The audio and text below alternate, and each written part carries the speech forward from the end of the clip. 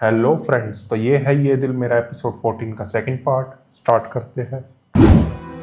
अब यादगार बनाने वाली चीजें तो हजारों मिल जाएंगी। मैं तुम्हारे लिए और नेकलेसेस खरीद लूंगा और जब मैं मर जाऊंगा तो तुम मुझे याद करके उनको संभाल लेना। अच्छा, मेरे सामने ना ये मरने बनाने वाली बातें मत किया करो तुम।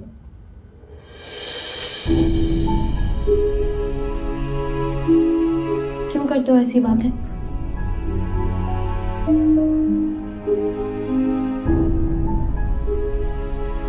तुम्हारे साथ हजारों साल जीना चाहती हूँ। तुम्हें मरने से डर लगता है? बहुत। अपने मरने से भी और जिनसे प्यार करती हूँ उन्हें कभी कोई नुकसान ना पहुंचे, ये सोच सोच कर भी बहुत डर लगता है।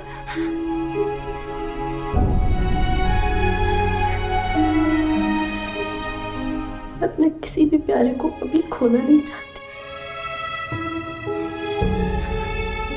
कभी भी नहीं।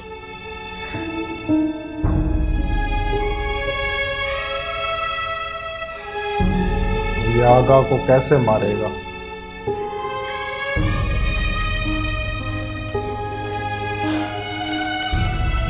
अच्छा बताओ ना, क्या? जो पूछा है उसका तो जवाब दो। तुम्हें डर नहीं लगता? किस चीज से? मरने से? बैठो। मुझे किसी भी चीज से डर नहीं लगता और मौत से तो बिल्कुल भी। तुम्हें कभी मेरे चल जाने का डर नहीं लगा? मुझे तो बहुत लगता था, स्पेशली जब आवाजान हमारे रिश्ते के लिए सोच रहे थे, हाँ नहीं कर रहे थे। मुझे पहली दफा एहसास हुआ किसी को खो देने का। बहुत डर गई थी मैं। ना कुछ खोने के बाद अब तो कुछ छिन जाने से, कुछ खो देने से अब बिल्कुल डर नहीं लगता। तो दुनिया का सबसे बेफिक्र इंसान कौन होता है? वो जिसे कुछ छिन जाने का डर ना हो। तुमने कभी मुझसे अपने पेरेंट्स के बारे में कोई बात ही नहीं की, शेयर ही नहीं किया। जब उनका एक्सीडेंट हुआ था तुम कहाँ थे? कैसे एयर क्रैश हुआ था? आखिरी क्या बात हुई थी उनसे तुम्हारी? कभी कुछ ये बताया नहीं? चीजें पहले पूछनी थी। कभी फुर्सत मिली तो तुम्हें तफसील से एक एक बात बताऊंगा। हुण इंजन खोले होया, हुण दस दे। ओह माय गॉड अमान, ए शेरू, अमान इसको अपने पास मत बुलाना प्लीज। इसको थोड़ा सा। तुम जितना इससे डरती हो ना, वो इतना तुम्हारे करीब आना चाहता है। दोस्ती कर लो। I mean, he likes you. तो अभी इतनी जल्दी क्या है? मतलब पहले दिन ही दोस्ती कर लूं? नहीं, इतना लॉयल फ्रेंड तुम्हें कभी नहीं मिलेगा। मेरा एक शेरू तुम्हारे आगा जान के 1000 गार्ड पर भारी। क्या? आओ मैंने नहीं आना। आओ।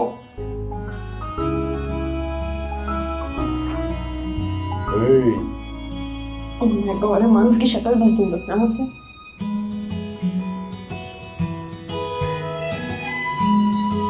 कुछ नहीं करेगा। अपना हाथ दो। ए, क्या हो गया है? Be good boy. जमीन यहाँ डरती है। ओए, ओए।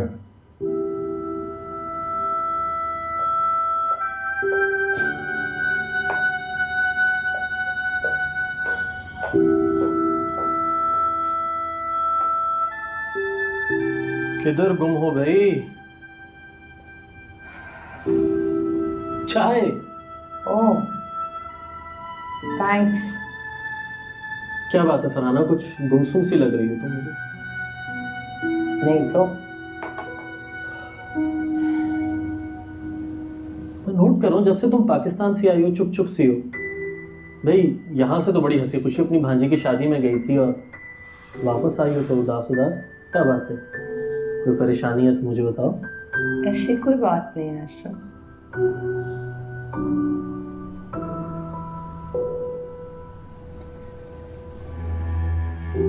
एक्चुअली पता नहीं, मैं पाकिस्तान से बहुत सारे क्वेश्चंस और बहुत सारी कंफ्यूजन्स अपने साथ लेकर आई हूँ।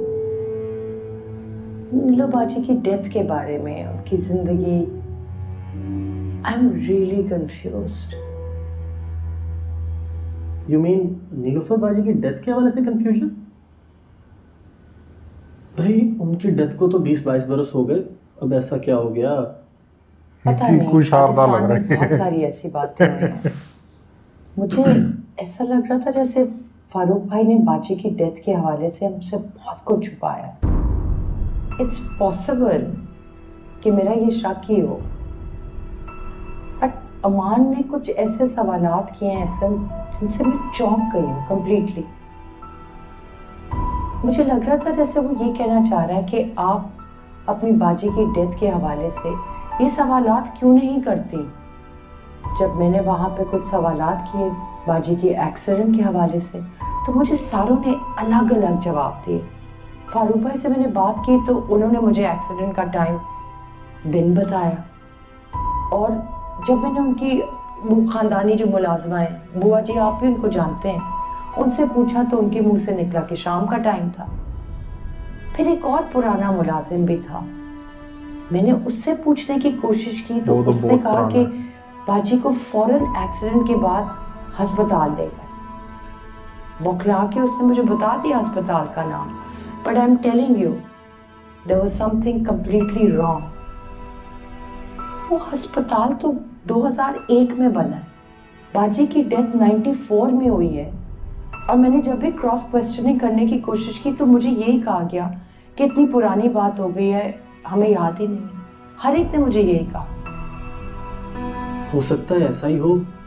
आई मीन इतनी पुरानी बात है फरहाना, इतने अरसे बाद इतनी डिटेल्स कहाँ किसी को याद रहती है? आपके दादा का इंतकाल कब हुआ था एहसन? अरे वो तो बहुत पुरानी बात है, 30 साल हो गए। 6 फरवरी, and if I am not wrong it was Friday. देखा, आई टोल्ड यू, सब याद है ना आपको, ऑल द डिटेल्स। ये सब चीजें याद होती हैं। आप मेरे से पूछें कि अम्मी अब्बा की डेथ का वक्त क्या था, दिन क्या था, मैं आपको एक एक डिटेल बताऊंगी उस दिन के बारे में। हमारी जिंदगी में जो अहम लोग होते हैं, आप ऐसे ही तो नहीं भूल जाते ना उनके बारे में, आप सब कुछ याद रखते हैं sir. Farhana, what do you mean? I mean क्या तुम किसी पे शक कर रही हो, या तुम्हें नीलूफर बाजी की डेथ में कुछ अबनॉर्मल लग रहा है या कुछ मिस्टीरियस समथिंग? तुम्हारा शक है कि उनकी डेथ नेचुरल नहीं हुई क्या? शक सही है इनका। आई डोंट नो एहसन, मगर कहीं ना कहीं कुछ है which is very abnormal. Something is missing, you know, like a piece of the puzzle missing. I'm telling you, I'm very upset.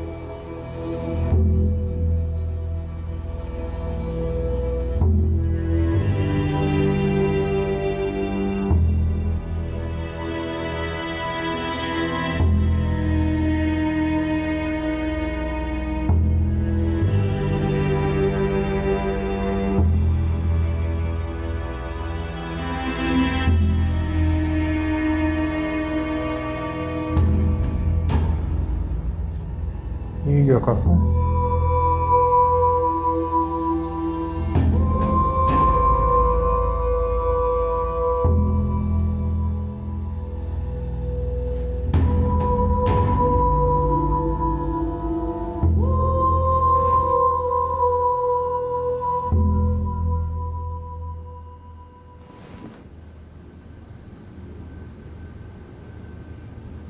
किसे ढूंढ रही हो? तुम उठ गए? उठ गया और जॉग भी कर। पता नहीं कैसे उठ जाते हो इतनी सुबह सुबह।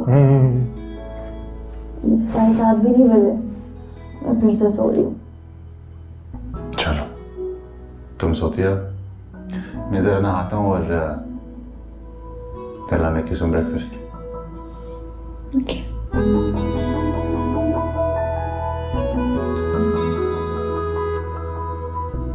मैं ऑमलेट खाऊंगी, चीज वाला।